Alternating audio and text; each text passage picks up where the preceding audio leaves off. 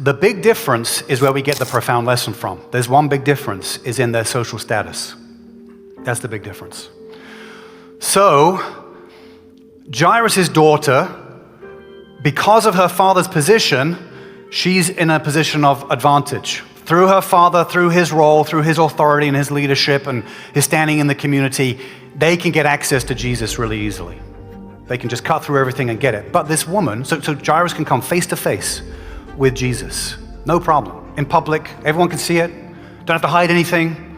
Face to face right there. This woman, on the other hand, she's down and out, right? She has to hide her problem. She has to come behind Jesus. She has to sneak in unnoticed, asking for nobody's help, trying to be completely unobserved.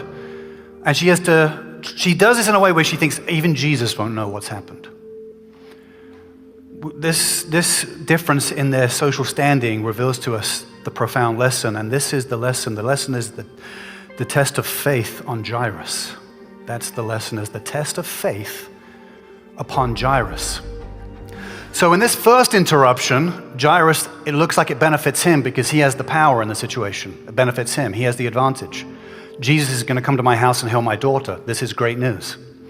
But in this second interruption, Jesus is always getting interrupted. In this second interruption, which I love that because like God's sovereign and in control, but then like people can interrupt him. It messes with your brain, but I love it. It gives me faith, like I can interrupt God, you know. Yeah, God's got a plan, but he'll listen to my prayers. He's obligated to listen to prayers, you know that? Every time you pray, remind God of that. God, you said you're obligated to listen to all prayers, so I'm just gonna keep praying. So that's how it works. On the second interruption, the woman with the issue of bleeding, she now has the advantage. She is able to get her healing from Jesus, from the power of Jesus, by expressing faith in his healing power. She's able to get her healing. And in this moment, in her getting her healing, it seems like something tragic may have happened. Many theological commentators point this out, that actually this may have delayed, we don't know how long the situation took, but it could have even been perceived that this delayed Jesus enough where Jairus' daughter passes away. So she has received her healing and stopped somebody else from receiving theirs. What does this do to Jairus? Because Jairus had faith to approach Jesus to say, I want my daughter to be healed before she dies. Come before she dies. But now, how confusing would this be to say, wait, this woman's been sick for this long, and she broke through the crowd, and Jesus didn't even pray for her or didn't even reach out to her. She just touched him and she's healed. This is thinking about the power of Jesus. He could be tempted in that moment because the friends are showing up. The friends are saying, don't bother the teacher. She's gone. That's it. It's all done with. Forget about it. And he could resent this woman. This woman interrupted. This woman stole. I was the one who made the opportunity to get Jesus to come into my house. I had the advantage, but this woman took. She interrupted and she took it from me.